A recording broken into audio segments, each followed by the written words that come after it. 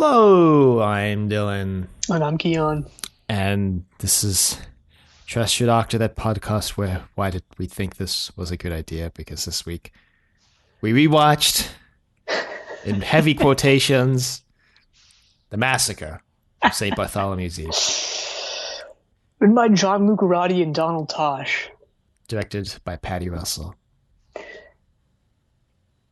And aired on / between February 5th, or aired from February 5th through 26th, 1966, not continuously through that time period, obviously. Can you imagine if this was just running 24/7 on television? Like that movie theater that played, what was it? Was it The Good, the Bad, and the Ugly for like a year or something? Or was it Once Upon a Time in the West? Or, I don't even remember what movie it was or the time period, but it was like a really long amount of time that movie theater just played. It was one of Sergio Leone's movies. I'll put it in the show notes. So, I looked up some production stuff for this because I know that was something that we weren't necessarily super involved in the early era of the show, and there's a lot of drama behind the scenes with regards to this story, apparently. Now that might explain a lot. Yeah, I was just thinking that. So, let's see. Basically, John Lucarotti had written The Aztecs and Marco Polo, both two solid stories. Yeah, solid track record so far before this blighted his resume. So they were like, hey, John, do you want to write another one? And he was like, well, of course I do. Writing for Doctor Who is great.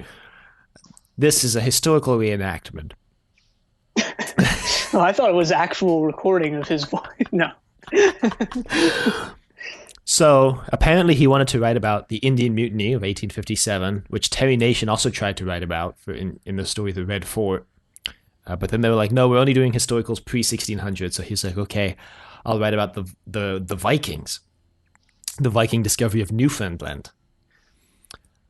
And then apparently that he started production on that story right when the production crew behind the team changed hands. So when we first ran through these episodes, I don't think we paid a lot of attention to the production crew until we got to the Hinchcliffe Holmes era, which is kind of like the power couple of the classic show. And it's kind of hard to ignore that. But so Donald Tosh came on as what was his position now? I want to say it was script editor with Jerry Davis. So it was him and Jerry Davis as script editor. Well, Jerry Davis actually was his replacement. Sorry.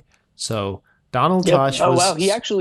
Sorry to interrupt, but he actually just died. He died last December. Oh wow! Surprisingly enough, yeah. Again, with the people dying right when we. Anyway, so Tosh was script editor during this time. He listened to Lucarotti's idea. He was like, not sold on it. He didn't like it. So Lucarotti was like, third time's the charm. So Tosh and Lucarotti apparently got together. Producer John Wiles apparently was like, I want there to be religious strife, religious conflict in Doctor Who. So Donald Tosh was like, well, how about the 1572 Huguenot Massacre, St. Bartholomew's Massacre? And Lucarotti was like, all right, sure.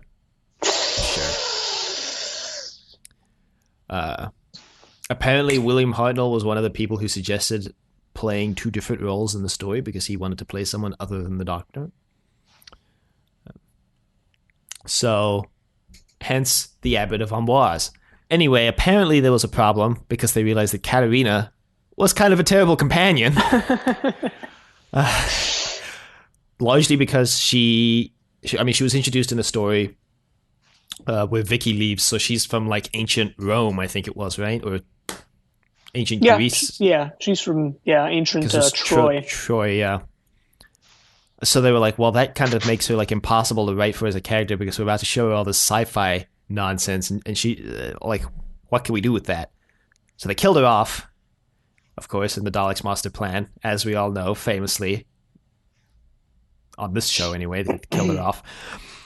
And apparently, I found out Anne Shaplet, or Shaplet, as Steven says it, was supposed to be the new companion. And that was John Lucarotti wrote Anne Shaplet as the new companion.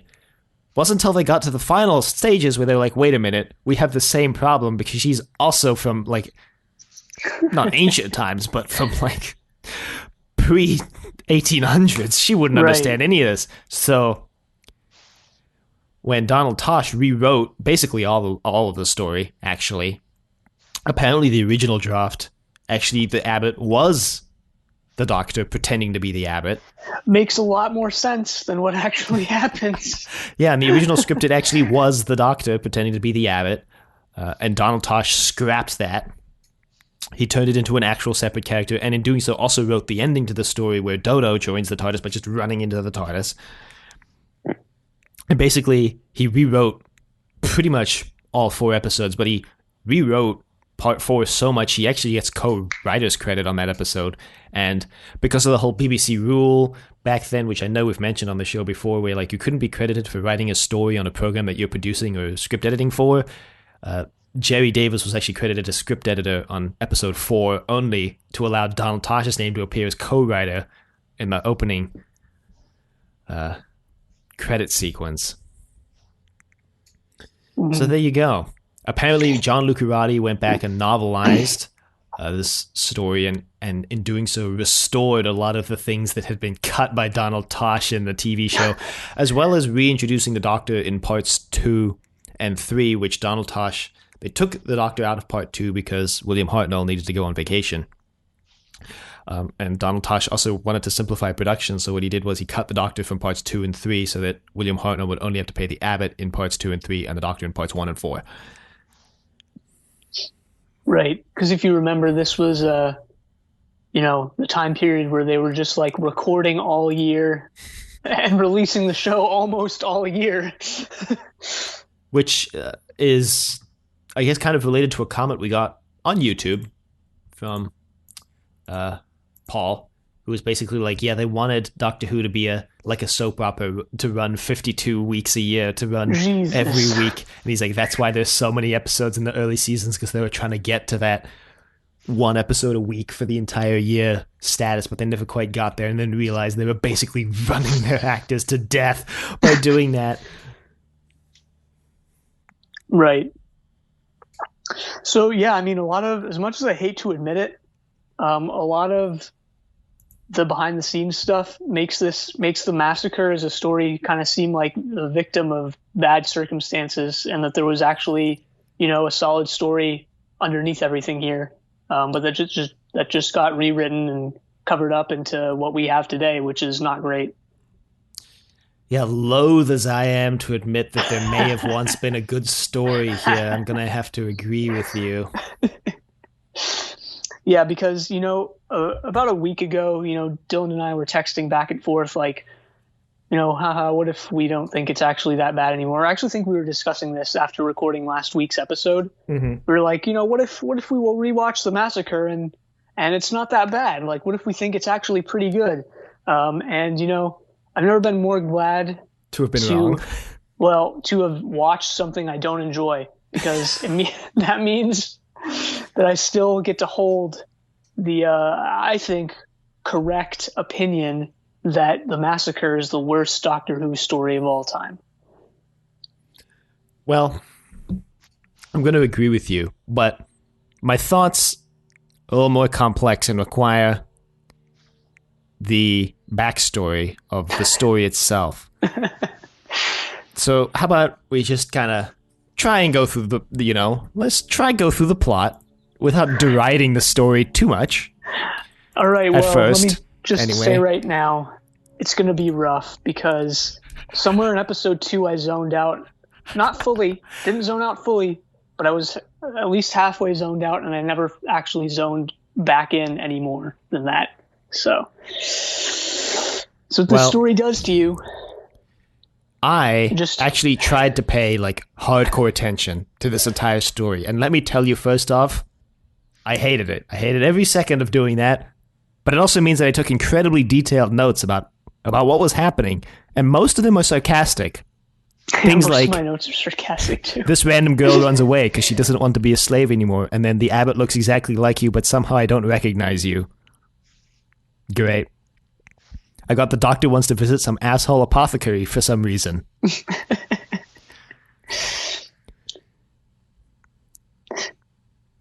Yeah, so should we just jump in? Yeah, let's go ahead. Let's jump right in. So my first note is, I can't believe I'm about to do this. Yeah, my second note is, I forgot Stephen was alone in this one.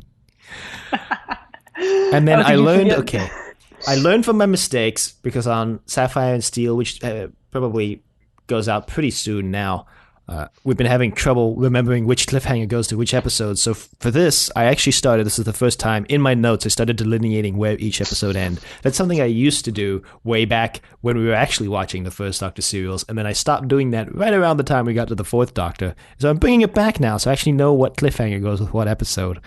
And also, I don't know if you wrote down the titles of the episodes for this serial, but they are hilarious. No, I didn't. I noted the episodes in my notes, as I always do, but I didn't write down the titles. Well, the title of episode 1 is The War of God.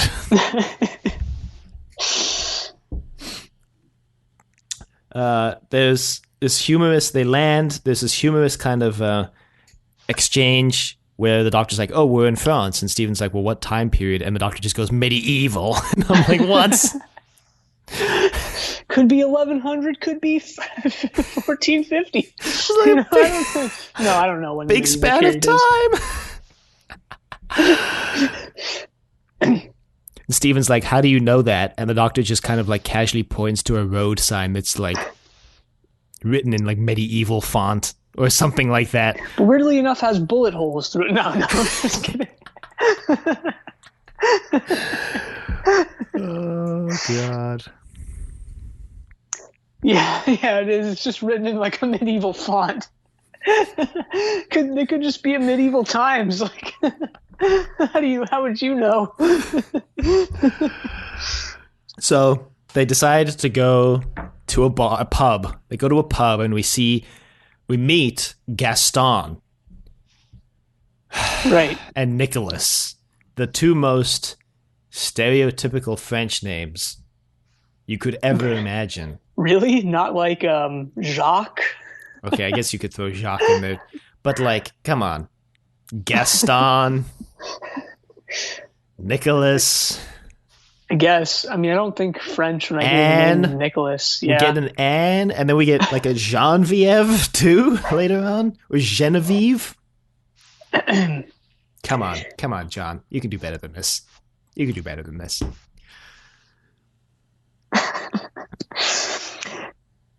Yeah, well, anyway, we meet, like you said, Gaston and Nicholas, and they're toasting to Henry Navarre. Mm-hmm. We don't exactly know why yet, and, you know, my plan for watching this episode was like, all right, I'm going to go in, I'm going to do a little research, I'm at least going to read what the TARDIS wiki says about this story and its background, and the actual massacre that this is based on. But as I said last week, I just ended up watching this right before we recorded. So I didn't do any of that stuff. But my memory of this story, though, was that it actually never contextualized any of this. And that's actually not true. So there's a little bit of this where if you don't know anything about this, like me, you're in the dark, but they actually do kind of explain the situation a bit later on. Mm-hmm. So that was nice. There's also loose cannon reconstructions. What they did was that they were able to get interviews with two of the cast members, I believe. And I'm just gonna check now who they were. I didn't watch the interviews, but one of the interviews was with David Weston, who plays Nicholas, I believe. Basically a main character of this story. And the other one is an interview with Donald Tosh himself, which I also didn't watch. But when they were filming the interview with David Weston, they also had him film kind of like a lead into the story, and he I watched that. It's a little 3 to 5 minute kind of introduction to the story, and that's where I first I think that's where I first heard the rumors that there were a lot of rewrites back behind the scenes, which led me to look it up. But he gives a lot of the historical background on that, so I went into this already knowing a lot of this, because he basically explains like, yeah, the Huguenots and the Catholics and the Queen and the King, and he's like breaking it all down. Just found out that the guy who plays Nicholas was actually in Warrior's Gate as well. Fun fact. Wow. So, but yeah, they do in this bar scene break it down. Although I will admit, it is in the worst way possible, because it's like two people having a fight, and they're like explaining what's going on in the middle of this fight. Well, we get a little bit more insight later on when we find out why Anne is like on the run and stuff, and why she doesn't want to go to whatchamacallit, Vassy. Mm-hmm. So essentially what's happening is that Henry Navarre, who is Protestant. Yeah, I believe so. Is marrying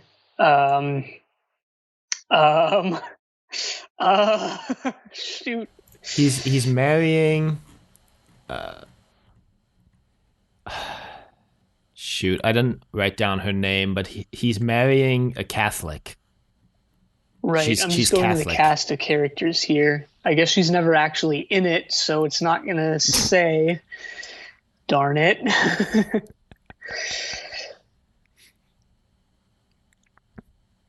Anyway, yeah, so he's marrying Catholic royalty, and people are not happy about that. Mm-hmm. But the Doctor isn't necessarily concerned about any of this. He wants to meet... Her name's Margaret. Margaret. Gotcha. The Doctor wants to meet this guy named Charles Preslin. Yes, okay.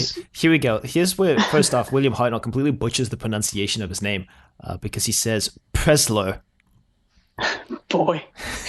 Many times. Yeah, we got a Chatterton at the end of this as well, which was nice. I'm sure that one was intentional. Yeah, probably. But Presler, and then it's spelled Preslin, but since it's French, I'm pretty sure it's actually pronounced Presla. With the end, yeah. Yeah.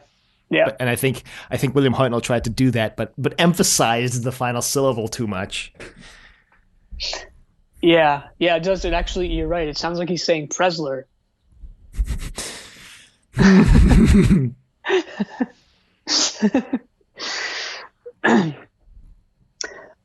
So he does. He does that.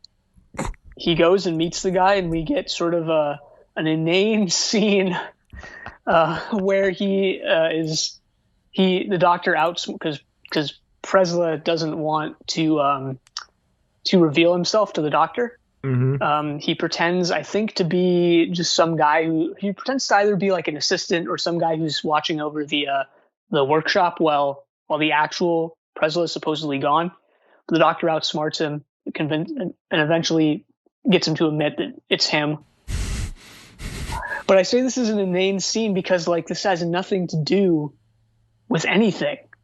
It's just there. Because the Doctor vanishes after this.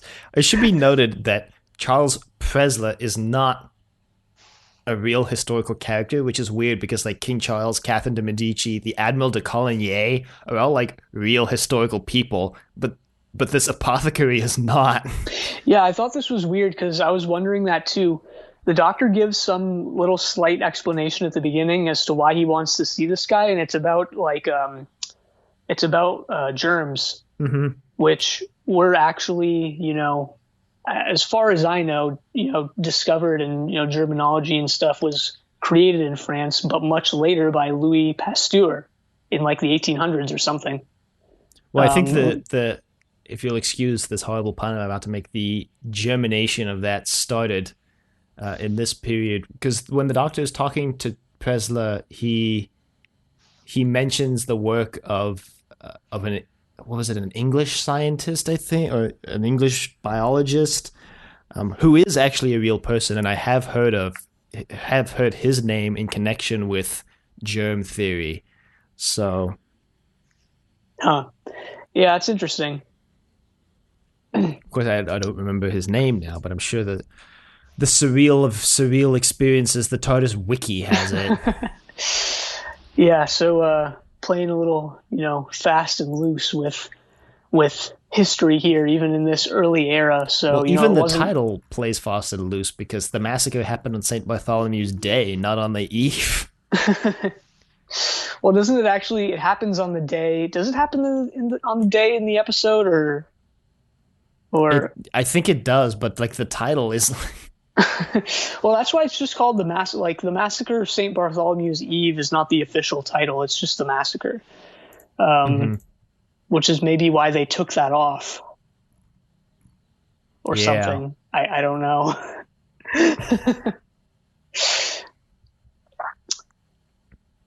So Yeah, the original. anyway, Okay, wait, hang on. The original production documents state the name of the serial as The Massacre of St. Bartholomew's Eve, but the BBC radio collection gives the title as variously The Massacre and The Massacre of St. Bartholomew's Eve.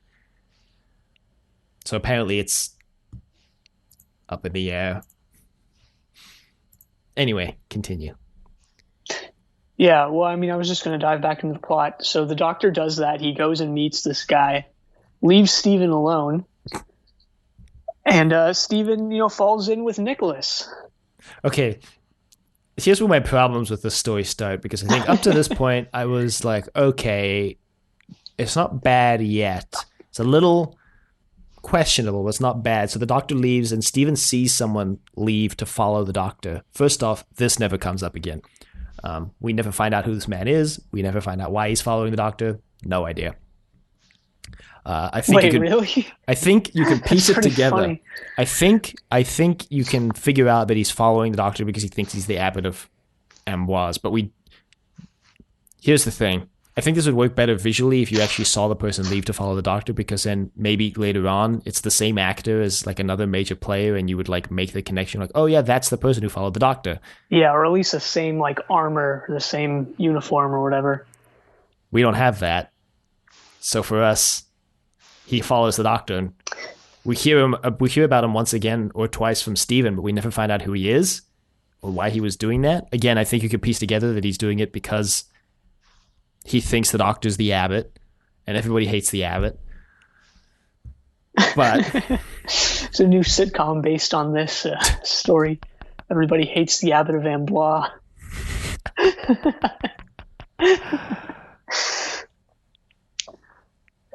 Yeah, so let's just touch on this. A lot of people have actually recommended that we listen to the narrated like audio version of this, narrated by Peter Purvis. mm-hmm.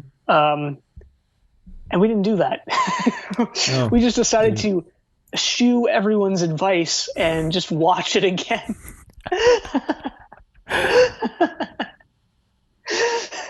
So this discussion is based around the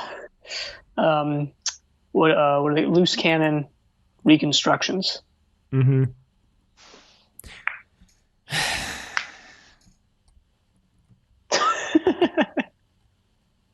Here's the thing, though, is that no version is ever going to truly capture what the original televised version was unless we find it, right? Well, of course, but other versions might be good. Yeah, but I guess it's a question of do you want to stick like as close as possible to what it would have looked like originally? Because then you watch the reconstruction. If you just want to get the best version of the story, you would probably read the book, if I'm going to be honest. Maybe, yeah. So yeah, Steven decides he's going to follow this guy who's following the doctor, but then he gets stopped at the door because he tries to pay the barman with a coin that's, I guess, too much money for what he ordered, and the barman doesn't have enough money to give him change, or doesn't want to give him change. Was that what it was? I didn't even care to like figure out what this was. I just took away from it that like he gave him the wrong coin. I think he gave him a more expensive coin than the food he ordered, and the guy just didn't want to give him change. He was like, no, we don't accept coins this big here. Yeah, well, because right away, I think I forget how this is hinted at, but it's either like right before this or right after it. We get that like the barkeeper, whatever this guy is, innkeeper or whatever, is not on the side of the Protestants. No. Well, I've got a note in my notes here that says, do we need a chart on stupid French money now too? which I think is referring to this scene. But Nicholas steps in and pays for him. Yeah. So Steven's now in debt to Nicholas. And lies about being from Egypt. Or I think he just says he's been to Egypt. Because everybody figures out he's an Englishman by episode 2. Yeah. Right after this, we see some girl flee from some guards. Yeah, and she runs into the inn, and the guards are like, give us the girl. And they're like, what girl? They're like, the girl we just saw running. And I'm like, wait, we didn't see no girl. And they all draw their swords menacingly, by which I mean we see a still shot of people standing there. And goes, everybody draws their swords. Yeah, that was the worst thing about this episode or this story for me is like sitting there 6 a.m, haven't slept in like actual days, and I'm just sitting there watching a slideshow of the worst Doctor Who story ever made. Here's the thing. I'm gonna already preempt. Some people are gonna be like, well, maybe this action would be like way more exciting if you saw them draw their swords, or if you listened to Peter Purvis narrate it. And I'm like, no, because they don't actually clash. They just stand there posturing for 2 minutes. They don't actually like, they draw their swords and they just stand there. I mean, you can hear it on the reconstructor. You don't hear them like actually fighting or anything. So it's not like seeing it or hearing Peter Purves narrate that their fight or something would even like add to it, because they don't fight. Like, yeah, but here's also the thing on top of that is like, name even a single good fight scene in Doctor Who that came before the Doctor's sword fight with the Master. See what I mean? I mean, the Daleks was pretty funny. Yeah, but was it the Daleks where maybe the Dalek drives through the door and his eye looks straight at the people hiding on either side of the doorway, and he just keeps going like he didn't see anything? Was that the Daleks, or was that a later Dalek story? I think that was the Daleks' Invasion of Earth.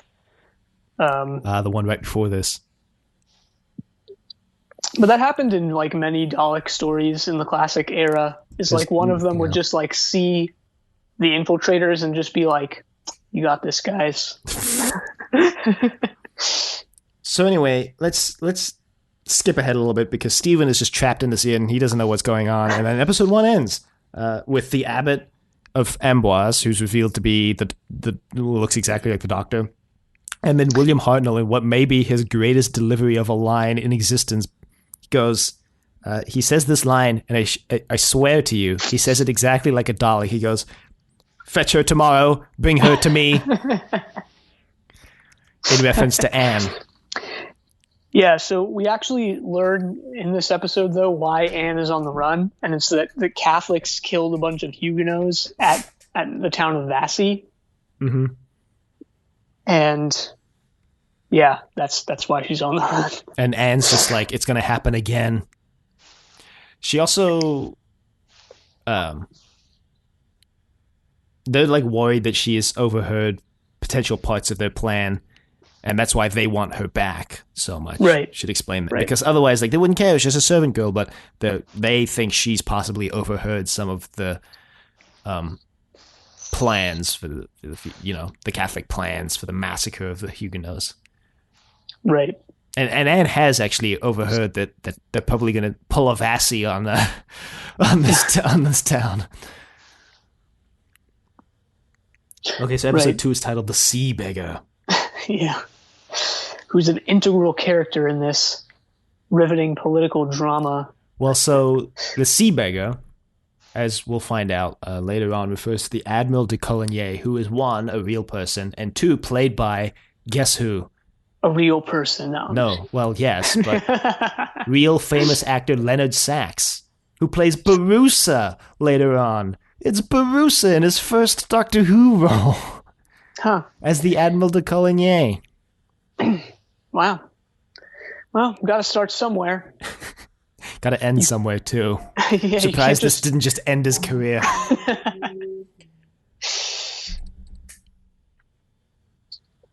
So what happens here? So, did you get the impression, like, except maybe the exception of episode 4, every episode of this, I guess also exception of episode 1, so just episode 2 and 3, Like the beginning was, I was just like, what just happened? Like, did I just miss something? Like, I feel like there was a disconnect between the end of 1 and the beginning of 2. It happened for me only at the end of episode 1 and the beginning of 2. It didn't happen anywhere else. But yeah, I was just like, wait, what?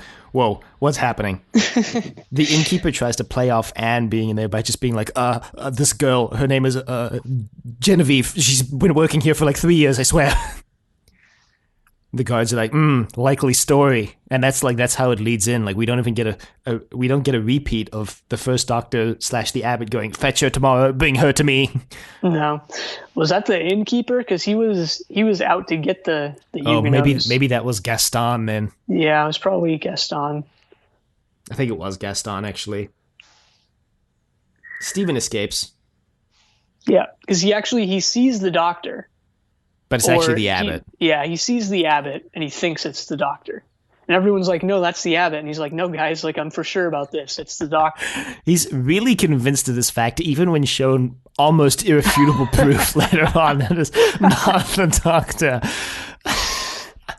Yeah, this is where the episode starts going downhill, or the story rather, because, I don't know. I feel like the parts with Stephen alone are not that strong, and frankly I forgot how much of this wasn't just Stephen alone. A lot of this is just like political discussions happening in like behind closed doors in palaces and whatever. Yeah, I was going to save this for the end, but while I was watching this the second time, I realized that the reason why Peter Purves probably thinks this is the best episode of Doctor Who ever made is because he gets to basically play the Doctor for 3 episodes. Yeah, you didn't put that together. I didn't put that together till I was watching it this time. I'm gonna be honest.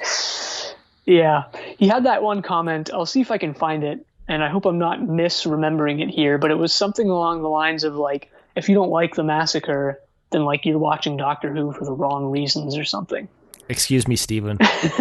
I watched Doctor Who for the overly convoluted plot arcs that retcon the entirety of Doctor Who history. Thanks, Chris Chibi. Looks like good old Steven, not Steven, I'm calling his character's name. It looks like good old Peter's watching for the wrong reasons. No, I'm just kidding. Well, my note for episode 2 is Steven's not even looking for the Doctor anymore. He's just dicking around. Well, he's gotten involved in like the Huguenot versus Catholic affair that's tearing this town apart. Like accidentally too. He's just in the but then he chooses to get involved because he listens to some guards and they go, the sea beggar's gonna die tomorrow, and Stephen's like, maybe that's information I should relay to Nicholas, because I promised him if I found out anything I would come back. So instead of continuing on his mission to the abbot, because we should mention he leaves Nicholas because he insists the abbot is the Doctor, and he's like, I'm gonna go meet the Doctor, and if I find out anything that's important to your little affairs with the Huguenots and the Huguenots and the Catholics, and I'll come and let you know. But the instant he finds out about the sea beggar, he's like, mission abandoned, gotta go let Nicholas know. Like, this is abbot, whatever. Yeah, well, the thing I think that prompts him to do that is that he actually goes to visit Presla, but like nobody's there. Yeah. Well, so he goes with Nicholas. Yeah, so then he's just like, well, guess I'll just get involved in this war. Or skirmish. And the cliffhanger for episode 2 is a very unorthodox cliffhanger. So you know what?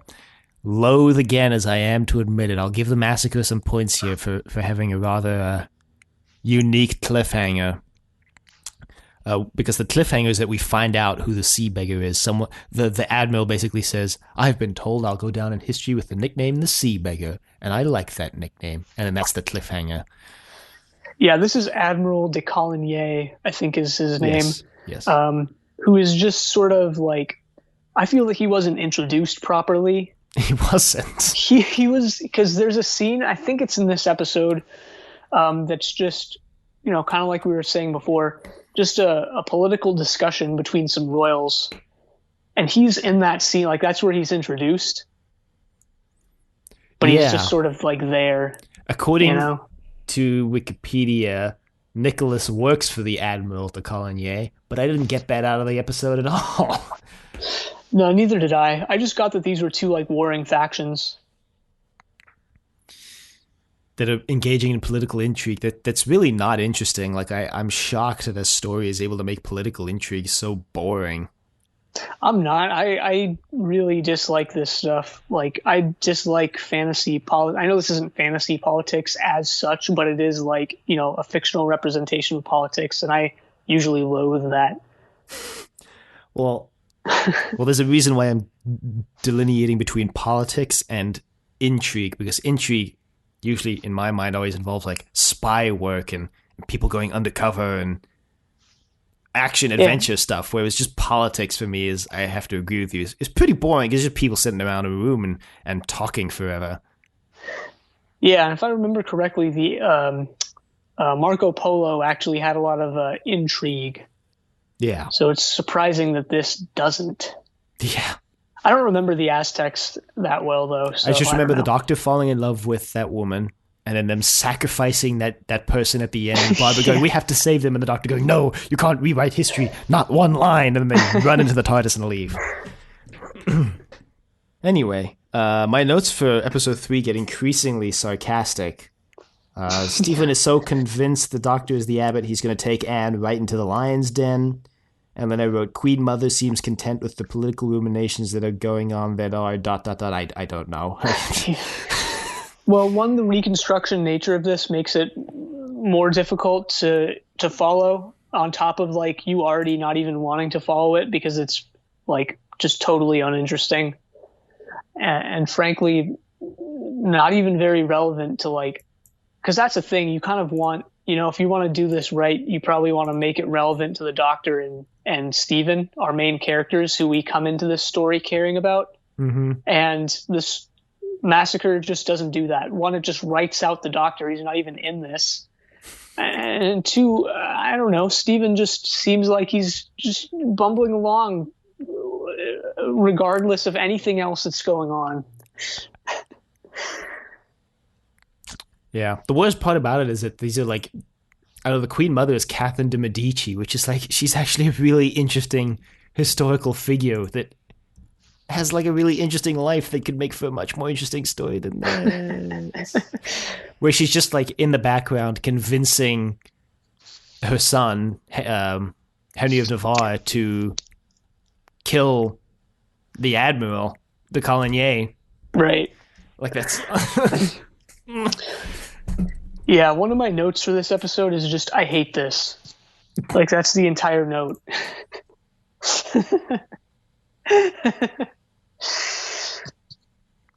My notes are they just get so bored by the Bell of Doom, which is episode 4. Oh yeah, episode 3 is the best title, Priest of Death. Yeah. Okay, so they actually, what they do is they devise this plan to, drive the Catholics from their homes? Yes. Yeah. Well, because they want to kill the Admiral, and by doing that, they think that they want to kill the Admiral, but then they also decide to kill the Abbot because they figure, well, a little religious strife never hurt anyone. Two birds with one stone type deal, why not go for it? Okay, so Stephen and Anne make it to meet the Abbot because Stephen basically bluffs. It's like, I brought this servant woman back to you. And the Abbot is like, very nice. And then they leave, and then Stephen somehow still believes that the Abbot is the Doctor, even after meeting the man. Yeah. So then the Abbot is like, well, don't worry, like, they couldn't have heard anything. I shut the door and I left them outside. Like, I didn't hear about our plan to kill the Admiral. And they're like, well, we can't take that chance. We'll just kill you, Mr. Abbot, man. So he dies. And that's like the cliffhanger to episode 3 is that the Abbot dies. And I guess it's supposed to be a cliffhanger because you think the Abbot, like Stephen, you think the Abbot is the Doctor, but it's so blisteringly obvious that the Abbot is not the Doctor that this cliffhanger falls flat on its face. Well, it could also be the thing of like, the Abbot dying is going to cause political turmoil Oh and like no. violence and rioting in the streets. Wow. But like, yeah, this episode does very little to make you care about that. Because the only character who's plight in all of this, who you actually care about, in my opinion, is Anne. Because Gaston comes off as a dick, an unlikable jerk, basically. And Nicholas is trying to believe Steven, but you almost just feel bad for him for being so suckered into believing Steven so much. Like, you're almost like with Gaston, like, you can't seriously believe this man who escaped from you and has basically like not told us straight truth to us this entire time is believable, right? Like, the only person you care about is Anne. Yeah, I agree. And that's, I mean, and that's because, I mean, you don't actually, like, that's only because of, like, the little backstory that they drop.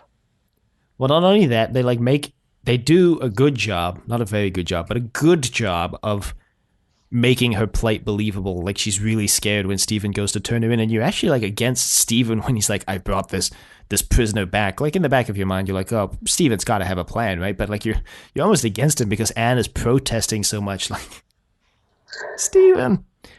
I guess, yeah. Well, so the Admiral's not dead yet. He's basically trying to find out who's killed the abbot. He's like investigator general for this. And Anne and Steven are like, well, we've got nowhere to go. Let's just go back to Presla's shop. And they go there, and guess who should be there? Presla. No. It's the doctor. He comes in, he's like, guess what? I'm alive. And he tells Steven, he's like, none of this would have happened if you had just stayed at the inn. And Steven's like, well, I did stay at the inn. And I'm like, okay, 1, no, the doctor's right. None of this would have happened if you had just stayed there. 2, no, you didn't stay at the inn because you left to go to Presla's shop. Well, and then you found out about the sea bagger. And then you came back. And then you went to the abbot. And then you came back. Well, okay, look, he didn't say how long he stayed at the inn. He probably just meant he stayed at the inn for like a couple minutes. Okay, but still, the doctor's right, though. The doctor's right. If he had just stayed at the inn the whole time, they wouldn't be involved in this. Yeah, but I mean, look, if they're there, if they're in the area, if they're in the vicinity, you might say, they're going to get caught up in this because all hell is breaking loose in the streets. Yeah, the doctor's like, this is the day before the St. Bartholomew's massacre. We need to leave, like, right now.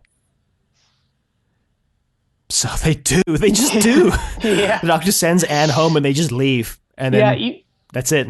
Yeah, it's such a disappointing resolution because, you know, I could understand if there was one thing of like, you know, for the whole thing, the audience or we as viewers think like it's bad that Steven's getting involved. The doctor told him not to. He's just making everything worse, essentially.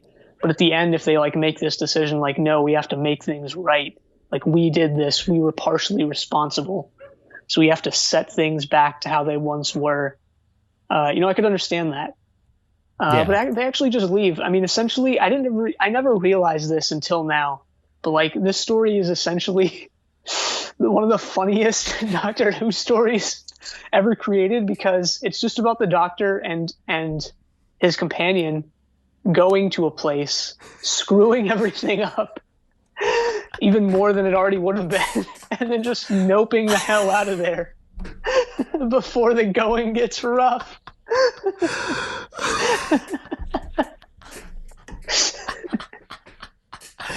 It's not even the doctor messing stuff up. He just vanishes. It's more about the doctor takes his companion somewhere, leaves them there. They mess everything up, and then they leave without fixing it.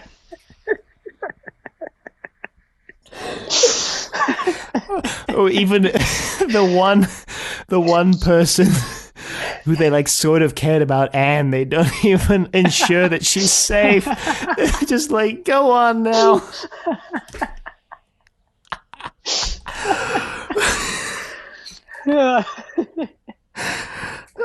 And then Steven has the audacity to be like, Doctor, this is all your fault.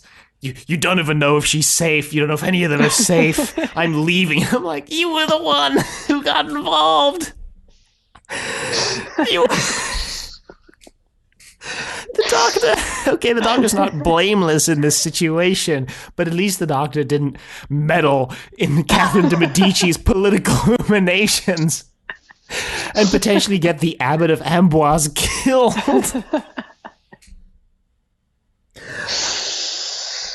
Yeah.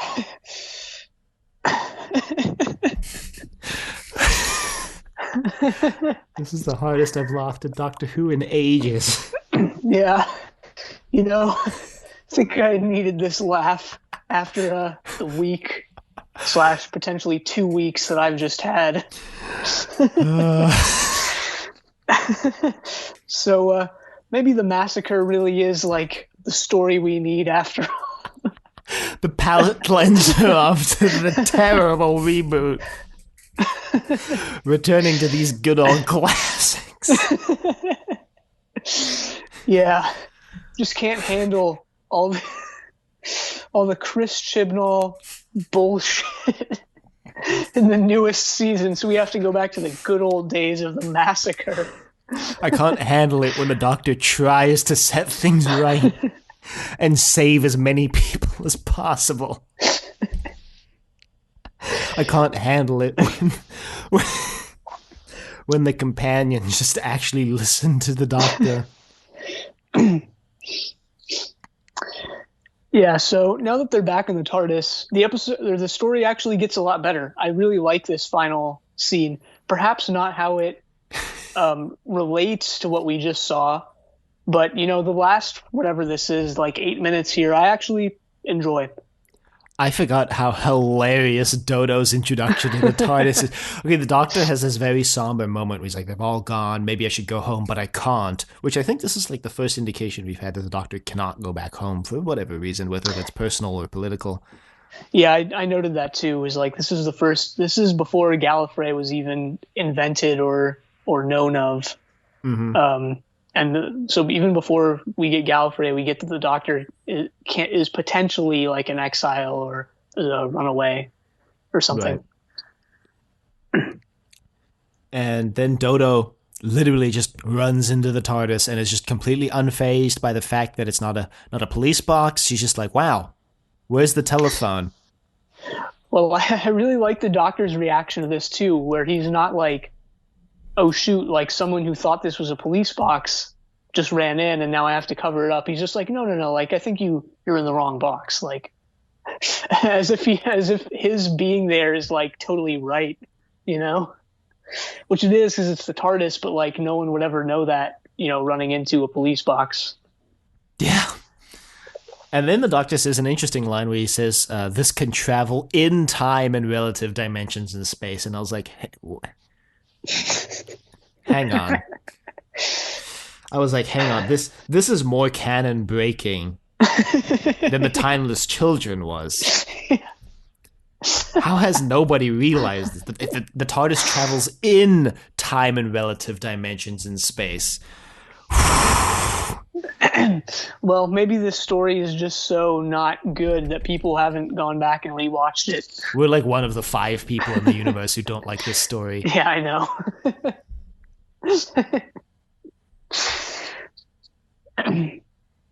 I don't even know what other people like about it. I've just heard people saying it's good. Like they don't ever actually explain why they like it. Because the Doctor just buggers off when everything sucks. They hate the Doctor.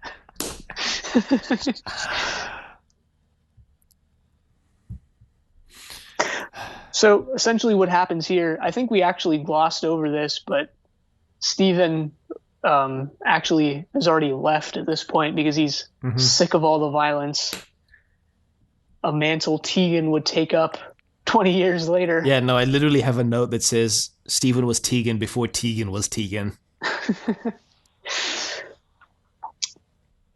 And then Stephen just runs back into the TARDIS, and I forgot how disorienting it was to have Stephen just run in, and he doesn't even explain what changed his mind except for the fact that like policemen are coming after him. I like to imagine Stephen left the TARDIS and immediately went and like robbed a bank or something. Just like committed murder. It would be in line with the rest of the story.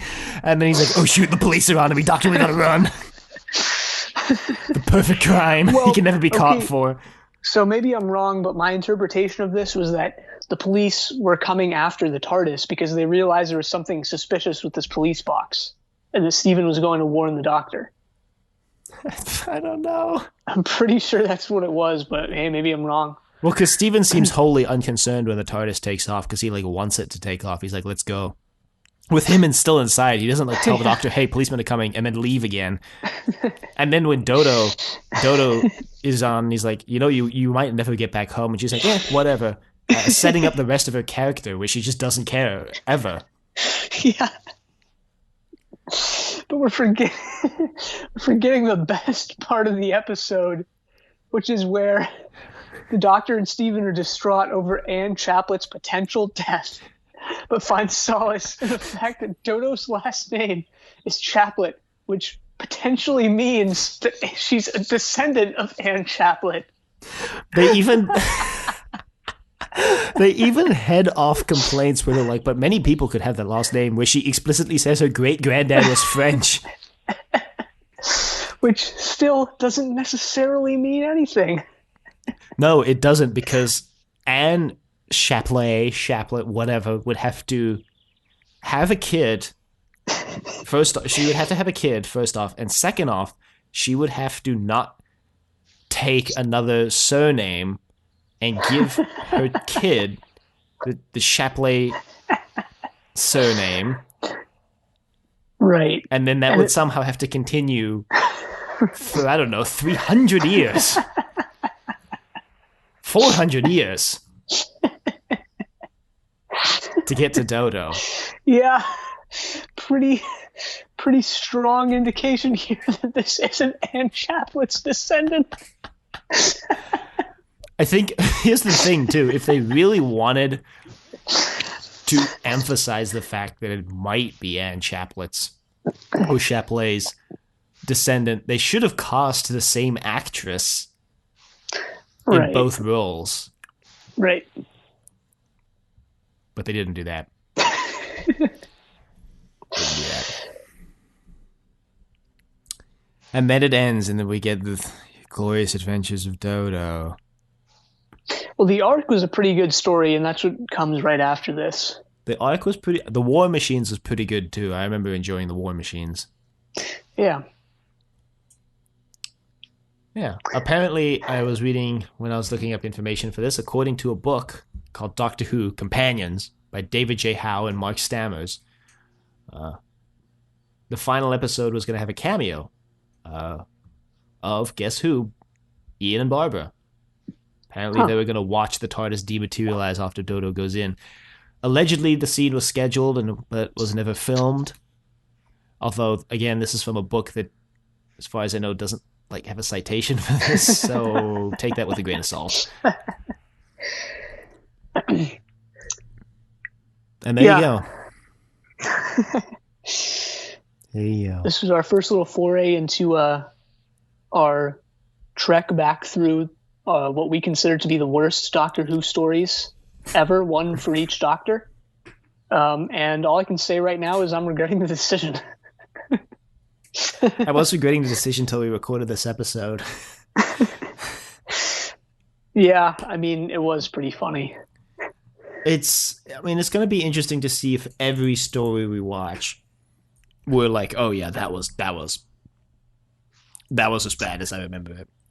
Because somehow I'm skeptical that all 7 of these that we're going to watch will be like, yeah, that was as bad as we remember it. Maybe some of them will be worse, maybe better. Yeah, I don't think so. I think we're going to end up enjoying the majority of them more, even if it's just a little more. Mm-hmm. But at the same time, I don't think they'll be as fun to watch because, the Massacre is still just hilariously bad, and that's what makes it, enjoyable to watch, it's actually funny how not solid of a story it is. But some of the other ones that are just, really, media, maybe even the Space Pirates next week is just going to be, pretty dang bad, and that'll be it. Well... Don't forget about Underworld. Yeah. Underworld might be interesting because I actually completely forgot what that's about. Like, I have basically no memory of Underworld. It's a Bob Baker and Dave Martin. Yeah, it's the only story from them that I dislike.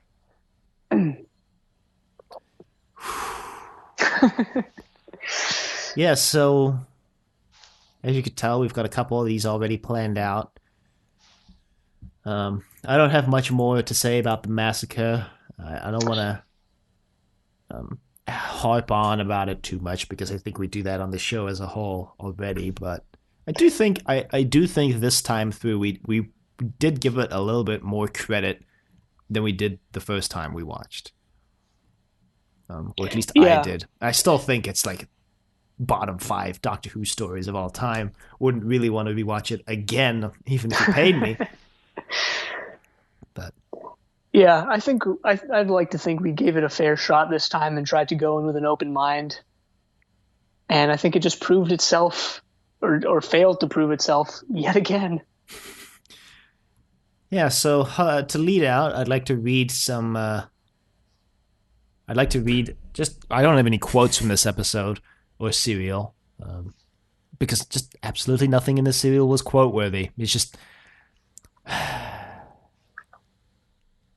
So, oh yeah, we forgot to mention. Can't believe we forgot to mention this. When the Doctor and Steven just leave, we get a 2-minute. It's just an illustration of the Massacre and just screams over it. Yeah, so that's still there, but don't forget the superimposed faces looking as bored as possible.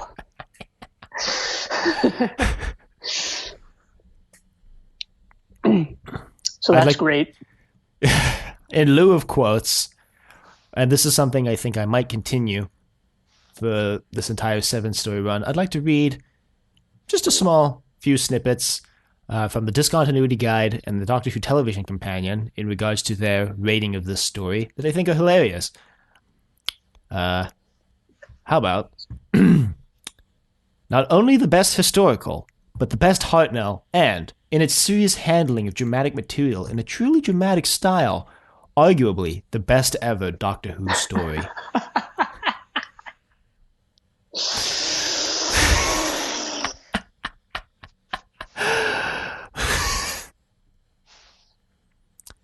Can't get better than that, folks. And then this one from the Television Companion. Whatever differences there may have been between Lucarotti and Tosh, their creative conflict gave birth to a story that is full of incident, atmosphere, and fascinating period detail. With some rich and finely drawn characters accorded some wonderful lines of dialogue. Paddy Russell's accomplished direction complements the scripts very well, and there are some fine performances from a high-powered cast. And on that's where I want to leave those little quotes, just to get an alternate perspective, shall we say. So, okay, how does that person know what Paddy Russell's, that's her name, right? Paddy, mm-hmm. Yeah. So how does that person know what her direction is like? Unless they watched this back in the day, like. Maybe they did. Yeah. But then even something that I've noticed, at least specifically in my life, my opinion of things from the past tends to move towards a more neutral opinion, right? So if I really dislike something, and over time I tend to dislike it less, and that's because my memory of it just gets worse. Yeah, you're not alone in that. I think most people do the same thing. And even I think it's the opposite side of that happens as well, where like if you really, really like something, the farther you get away from it, from when you first watched it or read it or whatever, the more you think like, yeah, that was just good, but it wasn't great. Oh yeah, no, I definitely have that as well. This Television Companion was originally published in 1998, so I suppose there is a possibility that maybe the person who wrote that saw it on television. Yeah, and is just remembering it as this thing that or it wasn't. Potentially they're comparing it to some of Paddy Russell's other work. She would go on to direct Invasion of the Dinosaurs, Pyramids of Mars, and Horror of Fang Rock. So, yeah, She is, we should also note, the first female director on Doctor Who, and was originally actually scheduled to direct, I believe, Unearthly Child, or, well, one of the first, I don't know if it was Unearthly Child, actually. It was one of the first season episodes, but I think scheduling caused that to fall through, and eventually she gets rehired for this one. Yeah, so we actually, I mean, if that's all you had, Yep. We actually got comments from multiple different sources this week. So we have an email somewhere, and it's somewhere buried in the inbox. Yeah, I'm looking for it. Yeah. Yes, okay. We do have an email this week from Stephen, who, if you remember, was on the show a couple weeks ago. Hey guys, while listening to your episode about the Peter Cushing film, the mention of Doctor Who's grandchild Susan being, quote, Susie Who, unquote, reminded me of Susie Lou Who from How the Grinch Stole Christmas. More evidence that the Doctor is the Grinch? I think so. Cheers, Stephen. Possibly. I think that is actually the joke that we were all going for when we were saying Susie Who. I think that's maybe not consciously, but subconsciously, that's the joke we were all going for. Yeah, and thanks, Stephen. I really just want to know how deep this rabbit hole of like trust your doctor memes actually like having some weird real world connections. I want to know how deep that goes. So thanks for taking us down that road repeatedly. We got a comment on Twitter about our Blake's 7 podcast, Zenith, and since that's not running anymore, figured we might as well just read it on here. Yeah, do it. So Simon Rice, aka at Rather Be a Pair, said, been listening to your B7 podcast. Listening to you guys on animals was the funniest thing I've heard this year. So thanks, Simon. You probably are never going to listen to this. You probably listen. But you must be like not listening to the very funny things then, because yeah. Just got to get that self-deprecating hit in there. And then finally, we got some comments on the website from Jürgen, who we, interacted with a lot on Zenith, and who was a listener there. He actually wanted to watch listen to our Mind Robber episode, but said he was having trouble navigating to it on the site. So he asked me to send him the link, which I did. And that's just even more indication. So I've started, but like barely worked on the site revamp that I've been wanting to do for like 2 years. Nice. So this is just even more indication that like I should actually ramp that up and get that done, and make everything look better, flow better, and be easier to find and get to.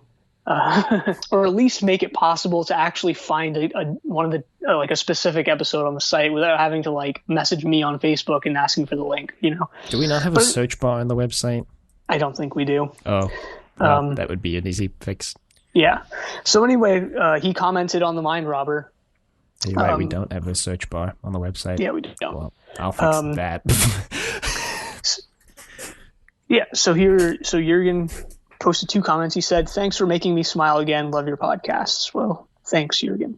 Thanks, Jürgen. And he also said the city in Zoe's vision is Brasilia, which I don't remember what that's in reference to because it's been 6 years since I watched that episode. Mm-hmm. But I'm sure, me from 6 years ago appreciates that.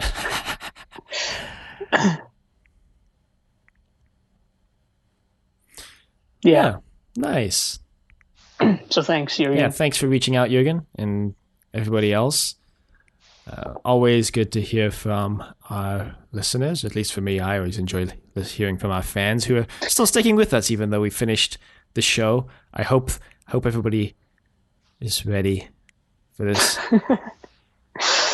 Well, we're doing like something that's like semi-torturous for us, which is probably semi-entertaining for others, so. I hope it's worth it. Well, we've gone through the worst already. Although, like I was saying before, maybe it's actually not the worst because of the circumstances surrounding it. Would be really funny if 3 weeks from now we were like, I changed my mind. Turns out Underworld is the worst Doctor Who story of all time. I wouldn't be surprised if we changed our opinions to like the Space Pirates or Underworld, because the Massacre is pretty damn bad, but those other stories are really bad as well. Space Pirates, I'm going to be honest, I'm not looking forward to Space Pirates because it's 6 episodes of which only 1 exists. Yep. Get ready. Get ready. Oh, well, I don't have anything else to say now that we've finished up emails and all that. Yeah, neither do I. Well then, on that note, if you would like to email us, you can reach us at thedoctor@decorative.com. Questions, comments, concerns, angry rants, love letters, your thoughts on Underworld, Space Pirates. You can find us on YouTube at Decorative Vegetable. You find us on Apple Podcasts, Google Play, and Spotify, all at Trust Your Doctor. Be sure to leave a rating if you like the show. Check us out on Facebook, Trust Your Doctor, likes on Facebook. Also check us out on Twitter at TYD Podcast, and follow us on Twitter. And next time we're going to be watching the Space Pirates again. But until then, the end.